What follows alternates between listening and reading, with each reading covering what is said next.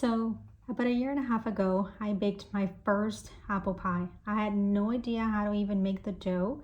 I was very nervous because it just felt so overwhelming, like I could never do or bake anything of the sort. To me, that was something people that were very skilled would be able to do. And then I decided, okay, this is what I'm going to do. Now, if you have watched any of my videos, my past videos in the last years, I've talked a lot about how poor my relationship was with food. But I understood that I needed to really work on that. And in order to support myself and my family, I needed to really explore and experiment with different foods to see where I had resistances and such. So I made my first pie and it came out great. I got really good at it. And then I made pecan pies. I also played with sizes, making small, making larger for people, not just like home, what they would, their tasting and what they thought of it, which was really cool to get a feedback.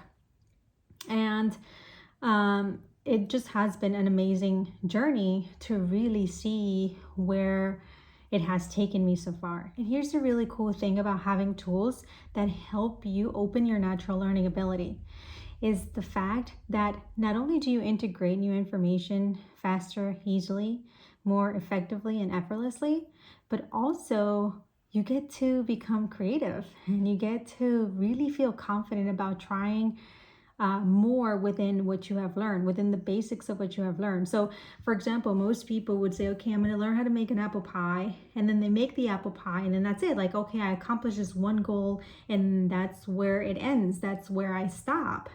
But, you know, when you are able to really be confident within yourself and really push yourself forward, then you're like, oh, well, I know this. What else can I do? What else is there? Where else can I go? How much further can I take this? And so that's what we did. And another really cool point is that I get to really work through all of this with my daughter. At the moment, she is 5, but I have been playing around with her and cooking and teaching her since she was about 2. We started using Techno Tutor since she was about 3. And so she's been helping me in the kitchen for quite some time. And this was a really cool point because she saw how I reacted and sort of like my response to my first apple pie, and then doing the pecan pie, and now doing this awesome rose apple pie has been really cool because she gets to be part of every single step and she can see how you can take things further and you don't have to limit yourself and you can just go with your creativity. Now, I didn't come up with the idea of making the rose apple pie, but I did see it as like, I can't make this. This is very hard and overwhelming. And that was just my mind and my own limitations. And then once I realized, wow, this is way easier than making an actual apple pie. So anywho, I hope you guys enjoy our cooking and I hope you enjoy the video. This is our homemade apple pie. Everything from scratch. Including the butter and the dough. Yep.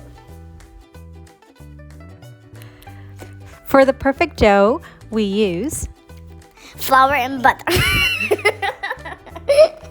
and eyes.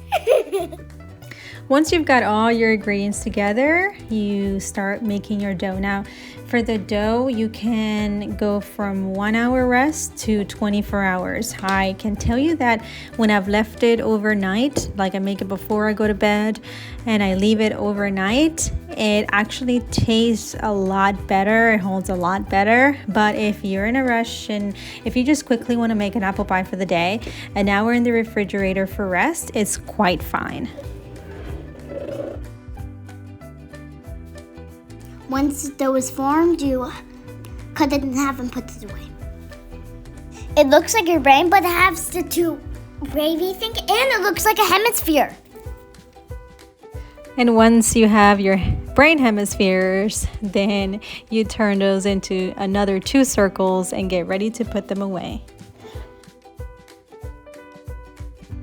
Add the hemispheres and the 2 hemispheres in the plastic, and then we add it in the refrigerator. Perfect. Okay, now fold it. Yep, one all the way, and then the other other side. And then, yep. Once they're done resting, then it's time to roll. Let's roll. Ooh, ooh. Let's roll. Ooh, ooh. Let's dance and poop. For a regular apple pie, you will need one of the hemispheres for the bottom and then the other one to make the strings on the top. But for the rose apple pie, we're just gonna roll them because we're gonna need to make long strips as it is shown here. And then we're going to cut apples. Now for the regular apple pie, you would need regular size cut apples with a regular knife, but for the rose apple pie, you can use a mandolin in order to cut slices of the apple, and then you would layer them in your dough strips, which you can then begin to layer them and then roll to make the flower shape or the rose shape that you will then put in your muffin tray and then stick in the oven. And then, voila, you got a rose.